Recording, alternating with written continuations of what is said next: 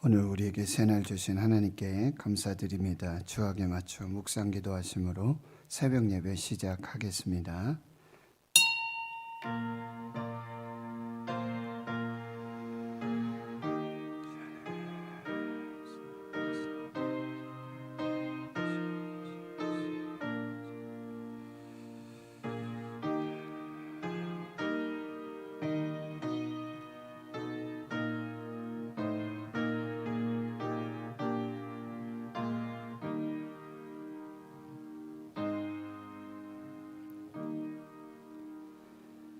하나님 감사합니다. 오늘도 새날 주시고 새 생명 주심 감사합니다. 하나님 대한민국 한국교회 우리 대구 신흥교회 주의 성도들을 불쌍히 여겨주시고 또 긍휼을 베풀어 주시며 주여 이제 회복하게 하셔서 하나님께 더 큰 영광 올려드리는 이 복된 나라와 한국교회 우리 모든 성도들이 되도록 은혜 베풀어 주시옵소서. 사순절을 당하여서 주께 금식하며 사랑하는 이웃들을 돌보며 예수님의 손과 발이 되어 사랑으로 섬기고 주님의 몸 된 교회 내 몸과 같이 사랑하며 이곳 저곳을 살피며 일하고 봉사하며 충성하는 주의 종들 하나님 기억하여 주시고 새벽을 깨워서 금식하고 한밤중에도 성전을 지키며 기도하는 그 부르짖음과 눈물의 기도 간절한 마음의 소원들을 주의 뜻을 이루어 주시옵기를 간절히 기도하고 원합니다. 지난밤에도 육체의 연약한 질병과 고통으로 탄식하며 신음한 사랑하는 주의 성도들을 하나님 기억하여 주시옵시고 이 새벽 저녁이 되고 아침이 되니 이는 첫째 날이니라.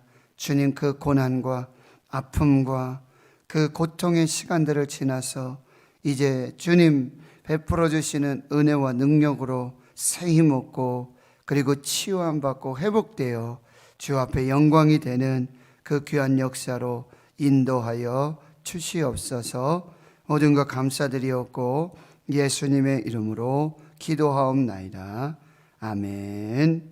사도신경으로 신앙 고백하십니다. 나는 전능하신 아버지 하나님 천지의 창조주를 믿습니다.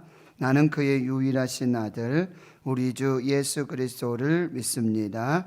그는 성령으로 잉태되어 동정녀 마리아에게서 나시고 본디오 빌라도에게 고난을 받아 십자가에 못 박혀 죽으시고 장사된 지 사흘 만에 죽은 자 가운데서 다시 살아나셨으며 하늘에 오르시어 전능하신 아버지 하나님 우편에 앉아 계시다가 거기로부터 살아있는 자와 죽은 자를 심판하러 오십니다.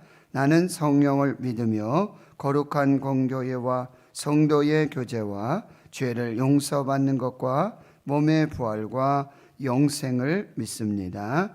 아멘. 찬송가 324장입니다. 324장입니다.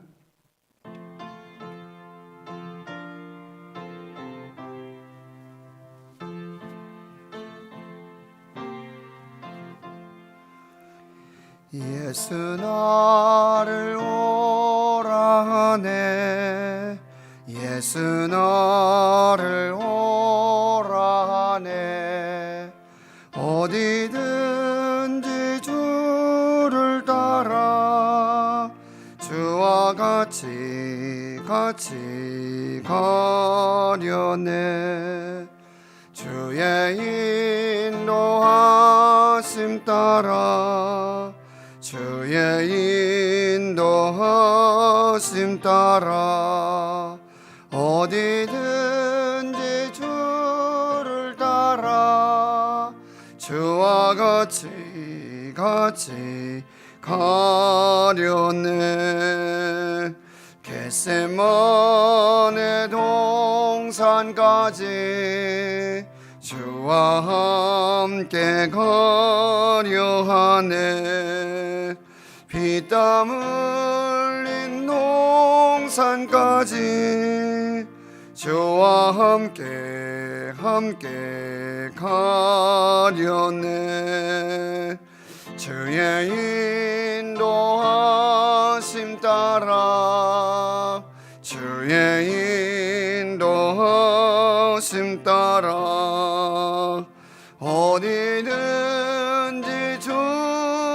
따라 주와 같이 가렸네. 심판하실 자리까지 주와 함께 가려 하네. 심판하실 자리까지 주와 함께 가렸네. 주의 인도하심 따라 주의 인도하심 따라 어디든지 주를 따라 주와 같이 가렸네. 주가 크신 은혜 내려 나를 항상 돌보시고 계신 영광 보여주며 나와 함께 가시네. 주의 인도하심 따라 주의 인도하심 따라 어디든지 주를 따라 주와 같이 가렸네. 아멘. 하나님 말씀 신약성경 마태복음 22장 오늘 34절에서 46절까지 말씀 보겠습니다. 신약성경 마태복음 22장 34절에서 46절까지 말씀 함께 하나님 말씀 봉독하겠습니다. 예수께서 사두개인들로 대답할 수 없게 하셨다함을 바리새인들이 듣고 모였는데 그 중에 한 율법사가 예수를 시험하여 묻되 선생님, 율법 중에서 어느 계명이 크니까?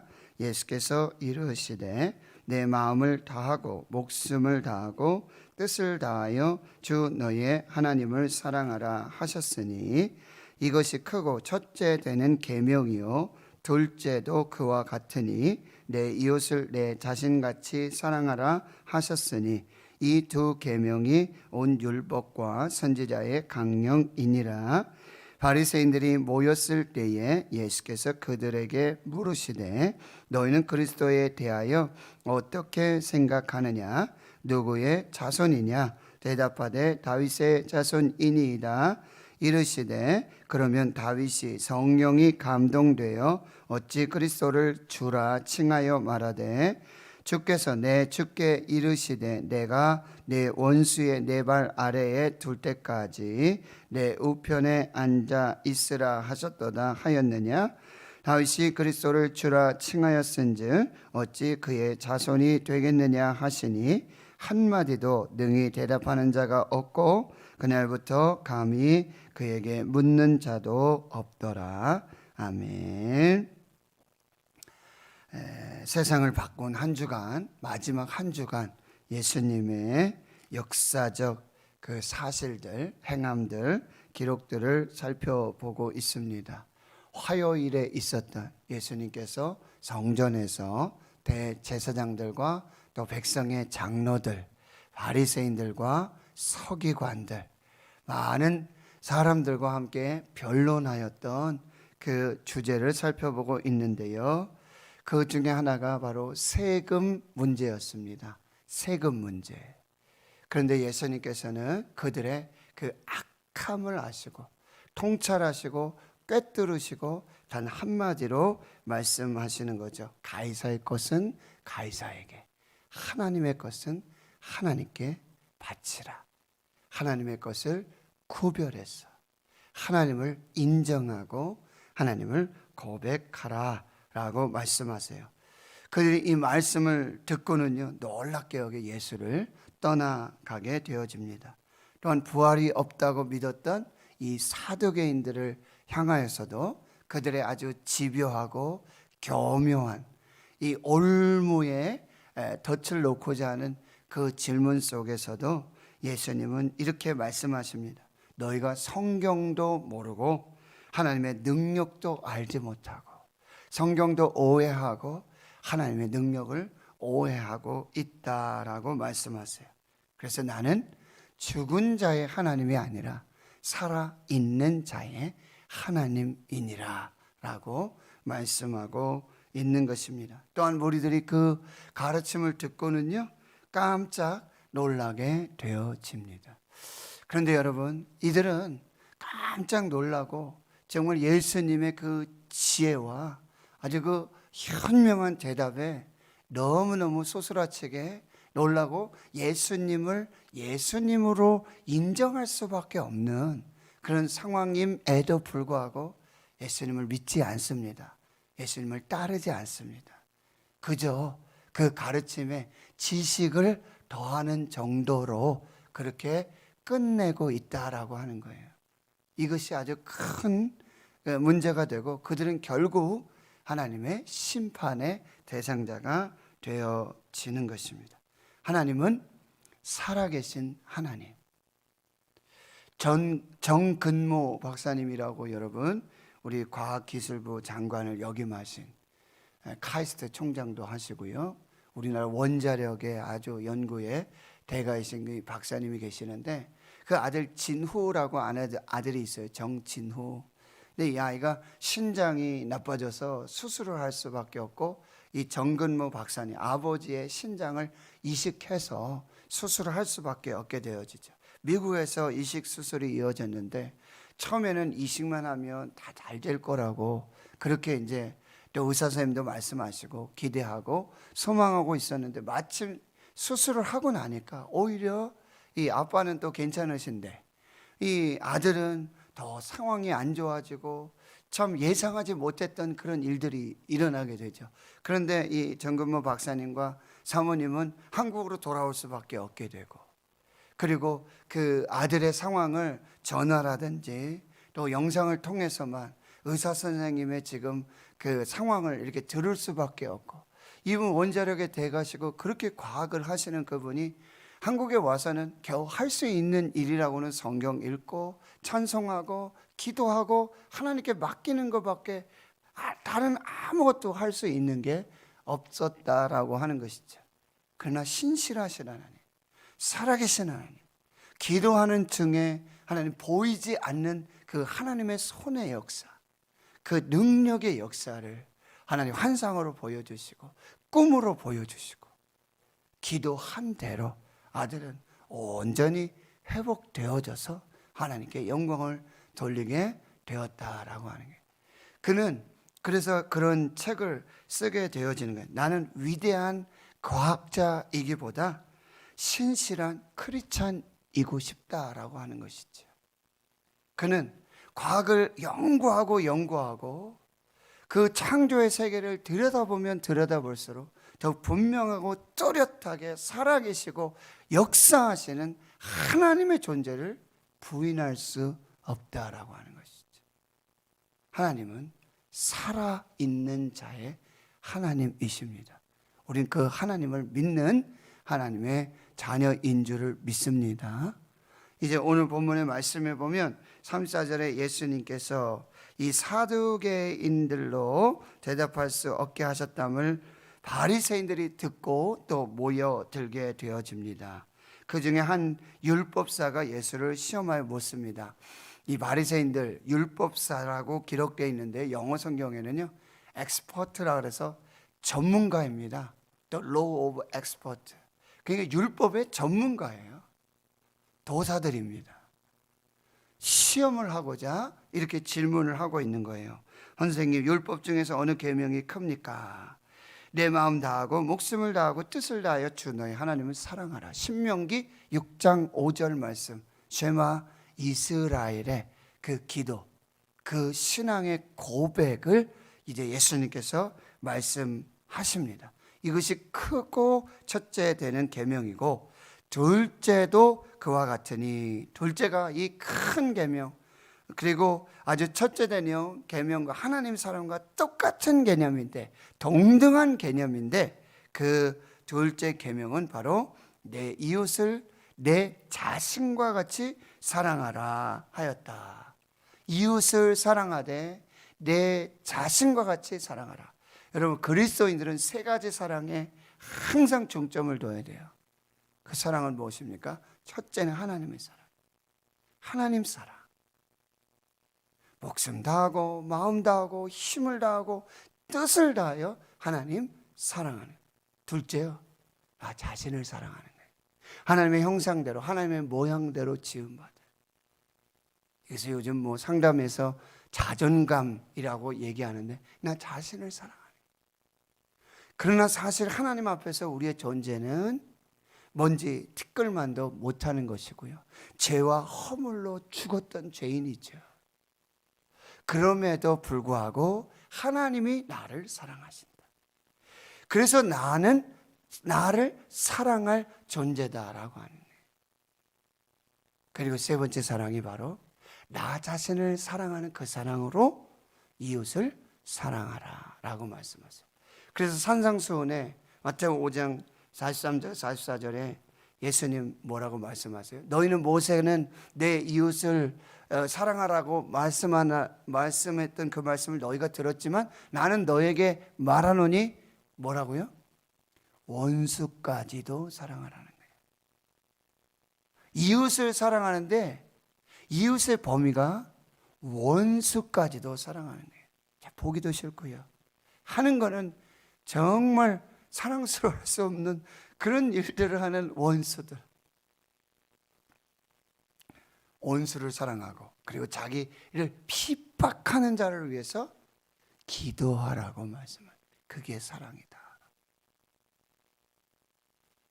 이것을 우리는 꼭 기억해야 되는데, 이 두 계명을 레위기 이제 19장 18절 이 말씀을 또 인용해서 그렇게 이 두 계명이 온 율법과 선지자의 강령이다. 이 산상수훈을 마무리하면서 예수님이 또 한 번 말씀하셨어요. 마태복음 7장 12절. 그러므로 무엇이든지 남에게 대접을 받고자 하는 대로 너희도 남을 대접하라. 이것이 율법이요 선지자니라 황금률을 말씀하셨어요. 그 황금률, 내 이웃을 내 몸과 같이 사랑하라. 그리고 무엇이든지 남에게 대접받고자 하는 대로 너희도 남을 대접하라. 여기에는 하나님 사랑이 없어요? 그럼 하나님 사랑이 빠진 것인가? 아니죠. 하나님 사랑은 기본 중에 기본이에요. 하나님을 사랑하고 하나님의 사랑받은 나를 사랑하고, 그리고 내 몸과 같이 이웃을 사랑하고 원수를 사랑하고 핍박하는 자를 위해 기도하는 사랑, 이것이 참 사랑이요 진짜 사랑이고, 이것이 모든 율법과 선지자의 강령이 된다라고 말씀하세요. 여러분, 바리새인들, 율법 학자, 전문가 아무 얘기가 없지 않습니까? 예수님의 이 말씀에 동감하고 있는 것이죠. 근데 문제는 뭐냐면 이들은 이 사랑을 지식으로만 알고 있다는 거예요. 성경 시험 보면 100점이에요. 객관식이든 주관식이든 100점이에요. 그런데 이 사랑을 실천하지 못하고 있다는 거예요. 지식으로만 알고 실천하지 못하고, 그냥 나의 어떤 유익, 경건, 그런 신앙으로만 그렇게 가지고 있는 것이지, 이것을 이웃사랑, 원수사랑, 핍박하는 자를 위한 기도의 자리까지 나아가지 못하고 있다라고 하는 거예요. 이 말씀은 이제 우리가 후에 보게 될 텐데, 마태복음 25장에 보면은 세 가지 천국 비유가 나와요. 그 중에 하나가 뭐예요? 이제 기름을 준비하는 슬기로운 5처녀, 그리고 달란트 비유가 나오고 마지막에 양과 염소의 비유가 나오는데, 예수님께서 이제 양을 구별해서 영원한 상급을 주시고, 그리고 태초로부터 예비된, 창세로부터 예비된 하나님의 나라를 상속받으라고 이렇게 염소 편에, 양의 편에 있는 그들에게 이렇게 말씀하고는 이런 말씀을 하세요. 내가 줄일 때 너희가 먹을 것 줬고, 목마를 때 마시게 했고, 나그네 되었을 때 영접했고, 헐벗을 때 옷을 입혔고, 병들었을 때에 돌아봤고, 옥에 갇혔을 때 너희가 돌봐 주었다. 와서 보았다. 아니, 그런 적이 없는데요. 아니다.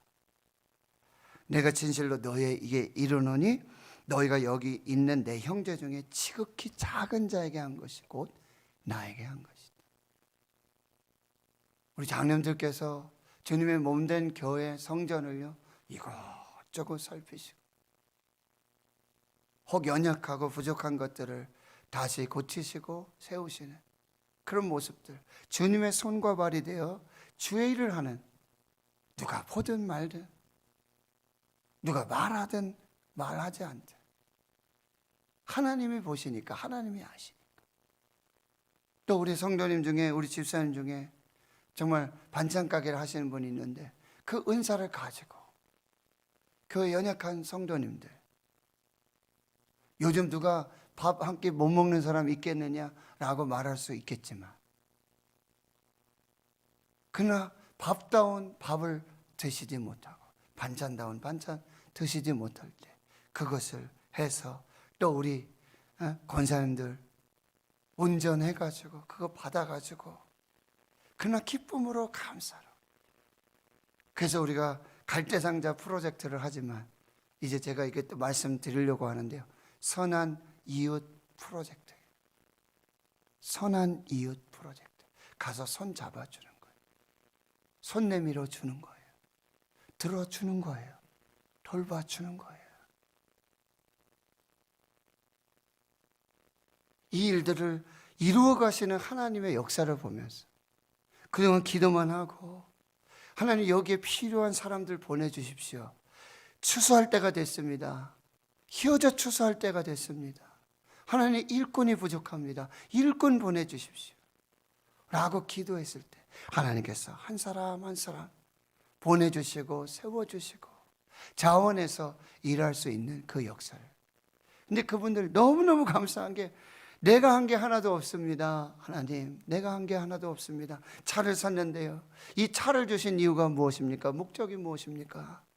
그런데 그 차를 통해서 그렇게 선한 일에 쓰임받는다, 이건 기름값 문제가 아니라, 하나님 저도 차를 주십시오. 우리도 그런 기도를 많이 했어요. 하나님 우리 가정에도 차를 주십시오. 저희 집사람도 마찬가지고요. 근데 우리 집에 차를 안 줘요. 왜 그러실까요? 그 차 주면 저 혼자 하고 말 거예요.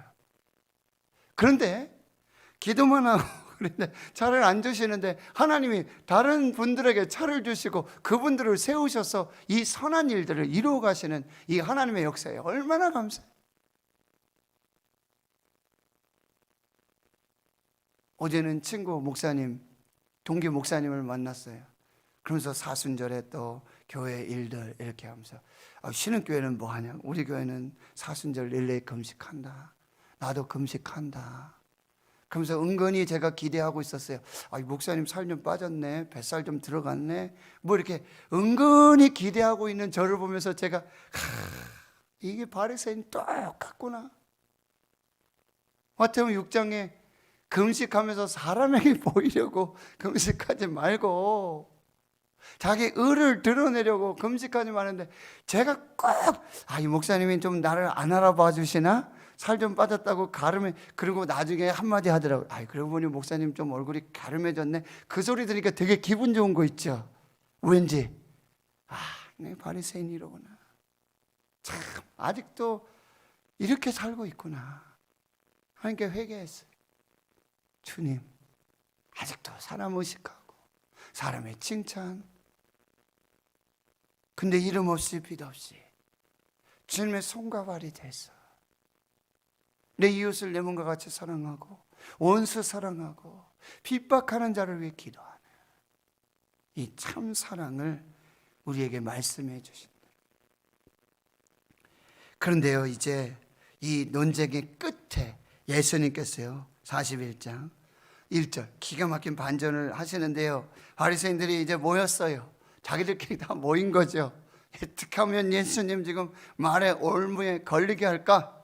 라고 지금 아주 교묘하고 집요한 질문, 아주 음흉한 질문, 이런 것을 통해서 지금 예수님을 올무에 걸리게 할까 하고 있는데, 모인 김에 바리새인들이 모였을 때 예수님이 기가 막힌 질문을 하세요. 너희는 그리스도에 대하여 어떻게 생각하느냐? 그리스도, 너희가 기다리는 메시아, 그 구원자에 대해서 어떻게 생각하느냐? 누구의 자손이냐라고 질문하니 다윗의 자손입니다. 그렇죠? 맞습니다. 메시아, 그리스도는 다윗의 자손으로 오신 예수 그리스도이십니다. 그런데 43절에 예수님이 그렇다면 다윗이 성령에 감동되어 어찌 그리스도를 주라 칭하여 말하되, 주께서 내 주께 이르시되 내가 내 원수를 내 발 아래에 둘 때까지 내 우편에 앉아 있으라. 다윗이 그리스도를 주라 칭하였은즉 어찌 그의 자손이 되겠느냐 하시니 라고 질문하는 거예요. 너희들이 기다리는 메시아 그리스도가, 기름 부은 반자가, 구원자가 다윗의 자손으로 온다는 걸 너희들이 잘 알고 있지 않냐? 그래, 그 말 맞다. 그런데 시편 110편에 다윗이 성령의 감동이 돼서 바로 다윗의 자손으로 오는 그 메시아 그리스도를 주라고 고백하는데, 어떻게 다윗이 자기 자손, 자기 후손으로 오는 그 사람에게 어찌 주라고, 그리스도라고, 메시아라고 칭할 수 있느냐라고 질문하는 거예요. 그들은 혈통적으로, 육적으로 다윗의 자손으로, 아브라함과 다윗의 자손 예수 그리스도의 계보라, 그 혈통적, 육체적, 지식적 이건 알고 있었어요. 그러나 아브라함과 다윗의 자손으로 오시는 예수께서 하나님의 아들이시고 하나님이신 메시아이고 그리스도이신 것을 믿지 못했다라고 하는 것입니다. 결국 그들은 46절 한마디도 능히 대답하는 자가 없고 그날부터 감히 그에게 묻는 자도 없더라. 참 마지막 결론이 너무 안타까워요. 부자 청년도 왔었잖아요. 어떻게 하면 영생 얻을 수 있겠습니까? 살인하지 말라, 간음하지 말라, 도둑질하지 말라, 거짓 증거하지 말라. 그건 제가 어려서부터 다 지켰는데요. 너희가 한 가지 부족한 것이 있으니까 내 소유를 팔아서 가난한 자들에게 주고 그리고 와서 나를 따르라. 이 사람이 재산이 많아서, 재물이 많아서 근심하고 떠나가니라.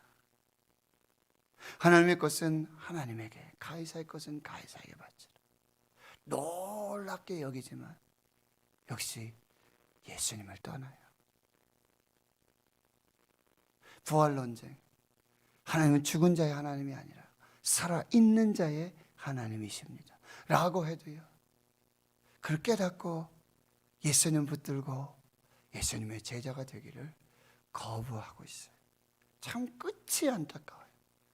끝이 바로 천국문 앞에서, 바로 그리스도이시고 메시아이신 예수님 앞에서, 길이요 진리요 생명이신 예수님 앞에서, 부활이요 생명이신 예수님 앞에서 그 천국과 그 영생과 구원을 놓치고 있는, 그리고 돌아서 예수를 떠나고 있는 이들을 보며 우리의 모습을 보고 있지는 않은가 다시 한번 살펴보게 되어집니다. 사랑하는 성도 여러분, 머리로만, 지식으로만 아는 그런 예수님이 아니라, 그 사랑이 아니라 이제 하나님 사랑하고 그리고 내 이웃을 내 몸처럼, 너 자신처럼 사랑하고 진정한 선한 이웃, 주님의 손과 발이 되어서 주님의 몸된 교회를 세우고 천국의 백성 되어지는 그 귀한 축복으로 나아가실 수 있기를 주의 이름으로 축원합니다. 하나님 감사합니다. 오늘도 주의 말씀 앞에 우리 세워주시고 세미하게 들려주시는 하나님의 음성 듣게 하시니 감사합니다. 하나님을 사랑하고 내 이웃을 내 몸과 같이 너 자신과 같이 원수를 사랑하고 핍박하는 자를 위해 기도하라는 이 두 계명을 받습니다. 온 율법과 선지자의 강령을 받습니다. 하나님, 머리로만 지식으로만 알지 않게 해주시고 우리의 몸으로 반응하게 주여 도와주시고 이제는 주님의 손과 발이 되어 걸벗고 굶주리고 입지 못하고 먹지 못하고 자지 못하고 옥에 갇힌 사랑하는 주의 형제들, 여기 있는 내 형제 중 지극히 작은 자를 섬기는 범사에 무엇을 하든지 죽게 하듯 하는 그 거룩한 사랑과 헌신으로 주님의 몸된 교회를 세우고 성도를 살리는 우리 모든 주의 백성들이 되게 해 주옵소서. 이제는 우리 구주 예수 그리스도의 은혜와 하나님 아버지의 무한하신 사랑하심과 성령의 교통하심이 이제로부터 영원토록 함께 하시옵기를 간절히 축원하옵나이다. 아멘.